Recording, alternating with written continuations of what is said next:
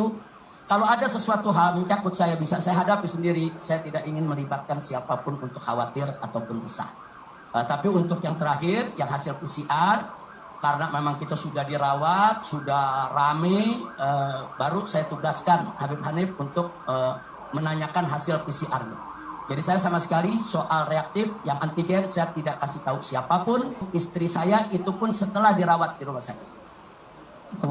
Kemudian pertanyaan yang kedua, sebelum saya membuat video pernyataan itu dini hari Jumat 27 November 2020, apakah benar saya menanyakan kepada apa yang dirasakan, penegasan saja, apa yang dirasakan? Sebagaimana sudah saya jelaskan tadi, bahwa Habib Hanif nanya bagaimana kondisi saya tanya, saya merasa segar, sehat, walafiat, tidak ada masalah apapun, dan saya izinkan untuk membuat rekaman. Kemudian sebagai tambahan majelis hakim yang mulia, kalau tadi Dr. Andi Tata tidak pernah bertemu dengan saya di rumah sakit, kemudian beliau belakangan terkena COVID ya, tidak ada hubungan dengan saya, bahkan 3 perawat yang melayani saya. 3 orang perawat yang setiap hari melayani saya, tiap berhubungan dengan saya langsung aja. Para perawatnya tidak ada yang kena. Jadi kalau kemudian Dr. Andi Tatat terkena COVID mau dikait-kaitkan dengan saya, terlalu jauh. Karena saya nggak pernah bertemu dengan beliau. Terima kasih, majelis hakim. Itu saja majelis hakim namanya, pertanyaan majelis hakim. Baik ya, ke Pak Andi, terdakwa Andi Tatat. Tadi sudah sempat di keterangan saudara mengatakan bahwa tanggal 25 November sudah dilaporkan. Apa yang dilaporkan? Pada waktu itu di RS online adalah mengenai jumlah pasien. Pasien siapa? Pasien siapa? Semua seluruh yang dirawat di Rumah Sakit Umi pada saat itu termasuk terdakwa. Ya. Di aplikasi apa? RS online. RS online. Ya. Kemenkes. Itu yang real time adalah itu. Yang menginput ke sana saksi yang kemarin itu? Iya. Yang PIC-nya adalah saudara Geni. Iya. Kemudian apa bentuknya? Saudara pernah lihat seperti apa? Apa pelaporannya? Biasanya di sana itu coba saudara ke depan saja sini.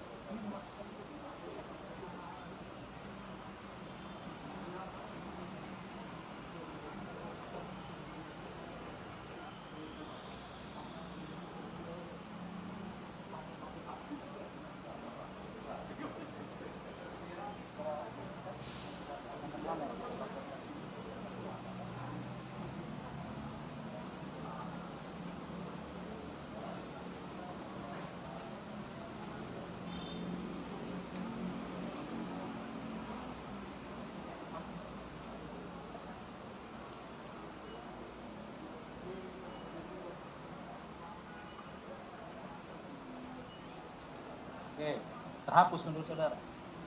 Oke, silakan duduk kembali. Oh, sekalian saja gini. Ini apa? Ini apa nih? Metodologi apa ini? Saudara tanda tangan di sini. Ini apa maksudnya ini?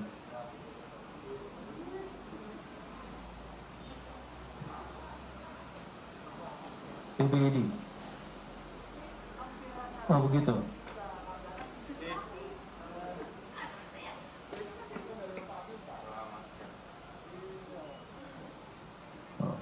Terus saudara juga pernah menulis surat ke Mercy ya untuk menanyakan hasil swab tanggal 7, sorry saya lupa di mana nih, tanggal 7 ya, tanggal 7 Desember, kemudian dibalas oleh Mercy tanggal 14 Desember ya, benar itu ya. Baik, silakan dulu kembali.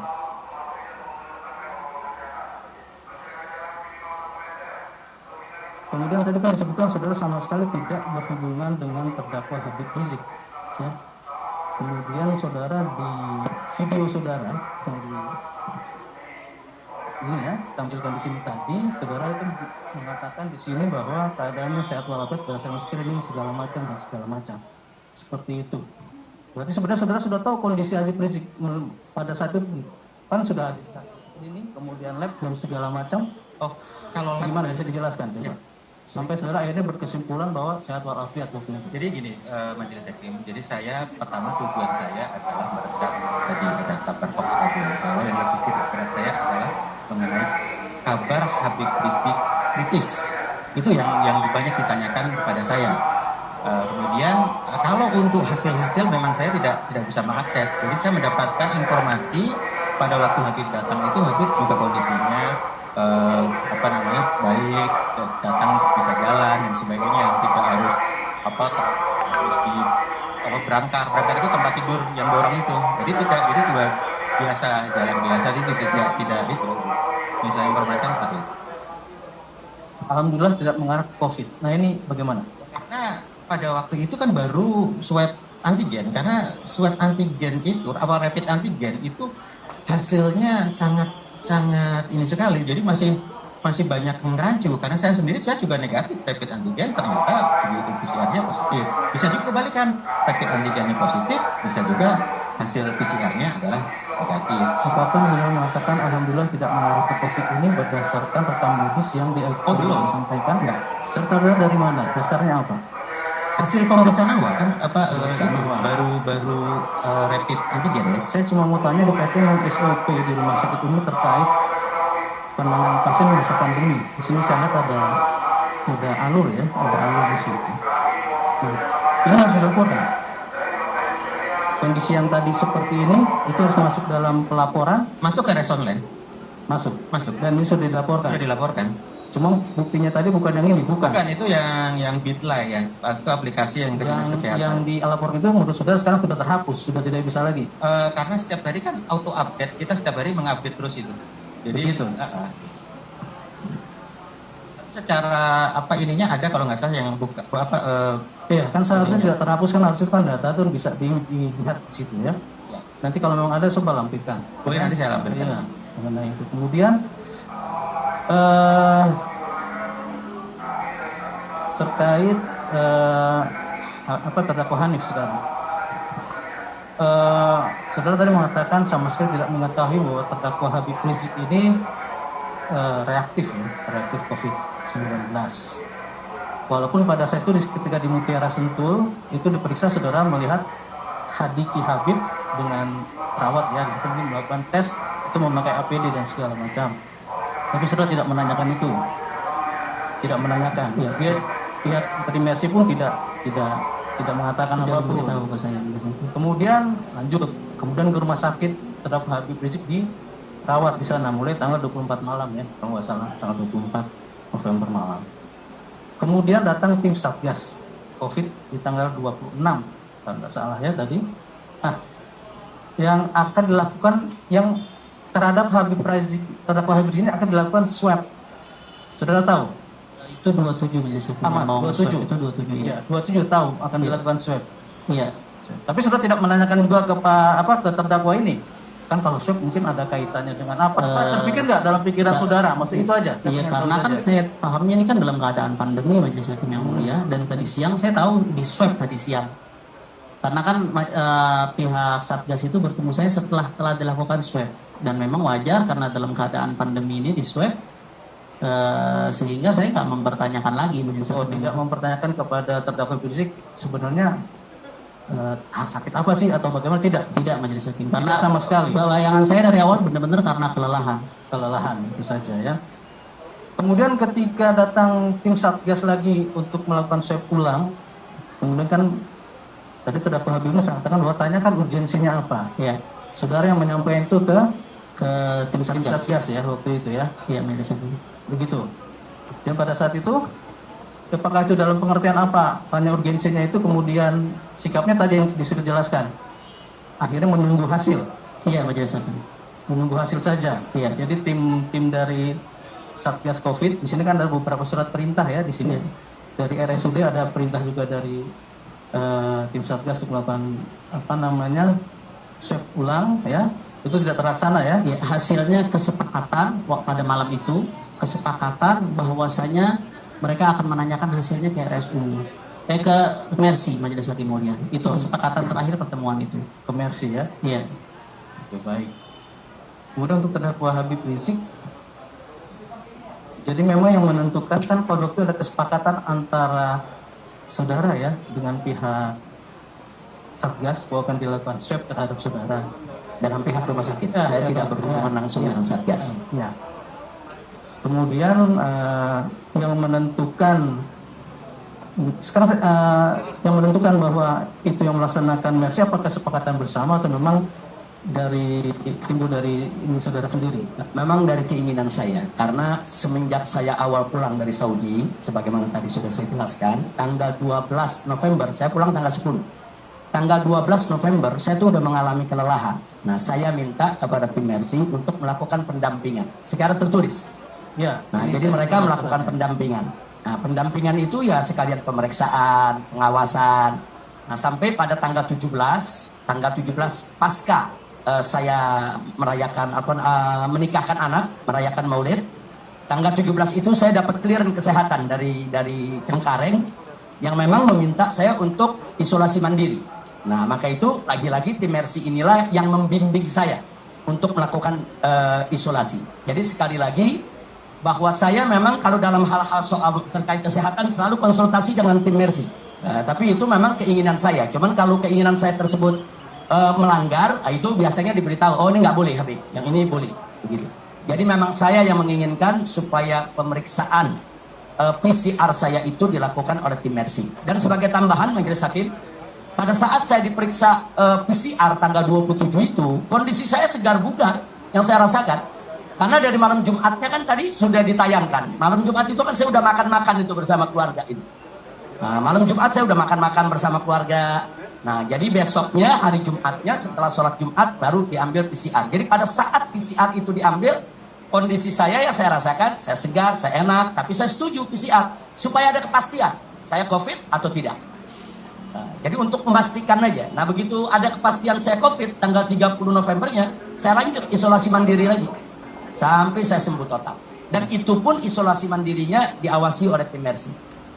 Baik, Pak Andi Tatan, Dr. Andi Tatan, kamar 502 di Rumah Sakit Umi itu kamar apa? Karena kan saya temukan ditanya, itu kan lantai 5 itu kan bukan, kata saudara kan bukan untuk perawatan pasien COVID, ada inilah, ada itulah. Nah, untuk lebih spesifik, kasar 502 ini, sebenarnya kemarin sudah ini, saya menegaskan saja, 502 itu kamar apa? Presiden Suite yang mulia. Untuk Untuk perawatan biasa, untuk itu. Untuk perawatan apa? pasien. Khusus COVID atau tidak? Enggak, bukan.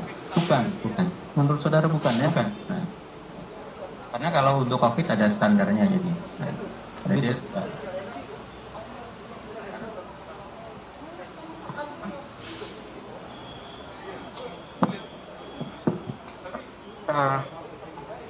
saya singkat-singkat saja ya. Pertama karena mengingat waktu kesepakatan kita tadi ya yang harus kita penuhi. Mudah-mudahan jawabannya singkat. Suaranya tidak terdengar.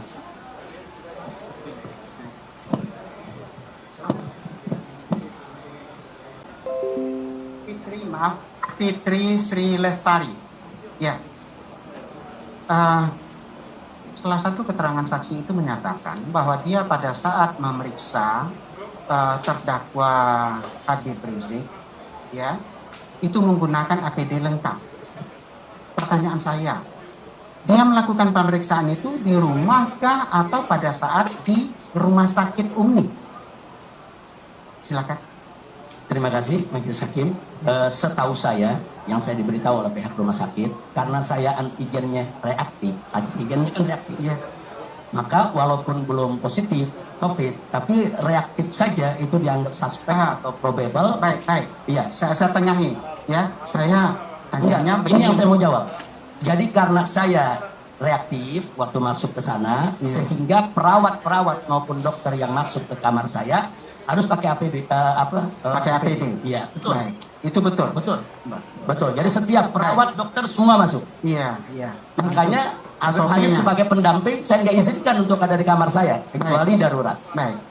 Pada saat terdakwa Habib Rizik diantar ke rumah sakit, apakah terdakwa Hanif ikut mengantar? Ikut di mobil yang berbeda Majelis Hakim. Ikut di mobil yang berbeda. Pada saat beliau diperiksa, ikut menyaksikan Diperiksa di mana Majelis Hakim? di rumah sakit Umi oleh petugas ini Fitri Sri Lestari. Ikut melihat? Saya sepertinya di kamar yang masih di awal masuk, saya sempat di kamar sebelahnya dulu majelis hakim. Kalau dipanggil beliau baru saya datang ke kamar. Tidak, pertanyaan saya, Iya. ikut melihat atau tidak? Saya lupa awal itu. Lupa. Majelis hakim. Itu boleh ya. Nah, ini. Kemudian tadi terdakwa Dr. Andi Tatat menyatakan kalau masalah laporan siapa yang kena COVID, siapa apa itu masalah teknis pelaksanaan. Sementara kedudukan terdakwa hanya sebagai direktur dan itu tidak berkaitan dengan masalah teknis. Betul itu? Kira-kira? Betul. Kalau teknis memang bukan di saya. Bukan kewajiban. Tapi kalau kewajiban pelapor ada di saya. Baik, pertanyaan saya. Jika Anda tidak mengetahui setiap pasien itu kena COVID atau tidak, dan itu bukan merupakan tanggung jawab Anda, bagaimana Anda bisa mengeluarkan pernyataan bahwa terdakwa Habib Rizik Syihab sehat-sehat saja di dalam video yang diperlihatkan oleh JPU? Apa dasarnya? Karena kalau kita berbicara harus ada dasarnya. Kita tidak mempunyai akses ke sana. Tapi kita bisa mengatakan ini sehat-sehat saja. Silakan jawab. Oke. Baik, majelis hakim. Jadi saya mengatakan itu berdasarkan informasi yang saya terima pada waktu beliau masuk. Jadi beliau itu kondisinya baik-baik saja, tidak dalam kondisi yang sangat mengkhawatirkan. Jadi tidak perlu pakai oksigen, tidak itu dan sebagainya. Dan informasi yang saya dapat awal adalah beliau memang mau general check up. Kemudian juga informasi memang ada salah satu pemeriksaan yang dilakukan adalah rapid antigen, hasilnya reaktif. Baik. Itu terhadap hal tersebut tadi Anda menyatakan mendapat informasi. Ya. Dari siapa? Dari beberapa staf saya yang ikut. Dari beberapa ya, staf. Staf saya, bukan staf medis tapi. Bukan staf medis. Baik. Apakah itu suatu kewajiban dari staf Anda untuk melaporkan hal tersebut kepada Anda? Tidak melaporkan, tapi saya bertanya, otomatis kan saya bertanya, kan kondisinya. Ya, secara general saja, karena kalau ya, secara teknis saya tidak bertanya. Baik, pertanyaan saya, ya, kenapa tidak ditunggu betul dahulu hasil keluar apakah itu rapid test, apakah itu PCR? Siap. Hasilnya apakah positif, apakah negatif, baru dikeluarkan pernyataan si A sehat saja, si A terkena ini.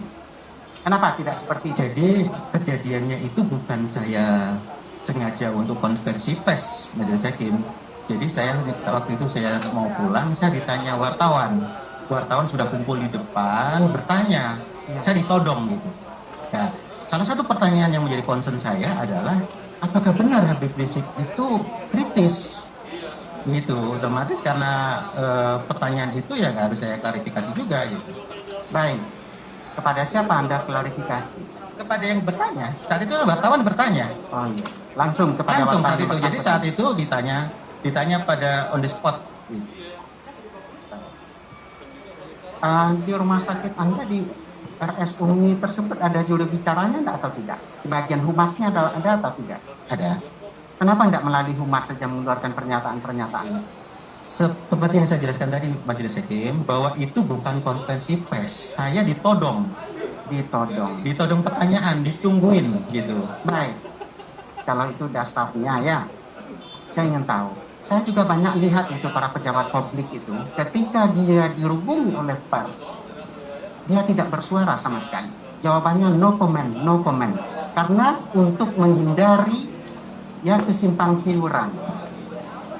Baik, pertanyaan bagaimana terhadap hal ini? Karena tadi ada pertanyaan yang sangat menggelitik saya itu adalah mengenai pertanyaan bahwa Habib Rizik itu kritis. Apakah benar Habib Rizik kritis? Habib Rizik terpasang ventilator? Kalau itu sebenarnya sudah saya tidak segera klarifikasi karena saya tahu bahwa beliau tidak terpasang ventilator kan, jadi ya harus saya klarifikasi. Tapi kalau untuk teknis-teknis yang lain kan masih dalam observasi, saya jelaskan di situ. Mungkin sebenarnya videonya kurang panjang ya, mungkin ada beberapa pertanyaan lagi di situ.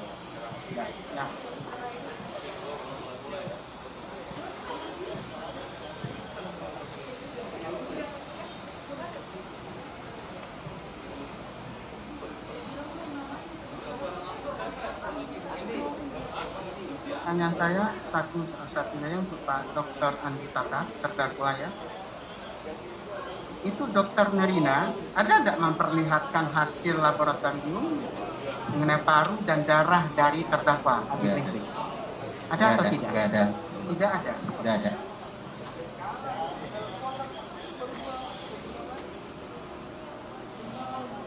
Satgas COVID tadi katanya minta swab diulang, padahal swab itu sudah dilakukan. Betul. Ya, Betul. ya. Apakah kemudian ada dipenuhi permintaan tersebut? Faktanya sampai dengan sekarang? Jadi begini, untuk mengenai permintaan ulang, Kota Bogor datang karena tadi tidak sempat menyaksikan proses pengambilan swabnya, jadi mereka mau melakukan swab ulang. Jadi sebenarnya dari Satgas itu tidak percaya kalau swab itu dilakukan. Sebenarnya itu juga ada unsur ketidakpercayaan. Padahal kan kalau sudah rumah sakit yang melakukan, sudah tercatat di rekam medis, harusnya sudah percaya karena itu sudah masuk ranah rumah sakit. Baik, cukup untuk Anda.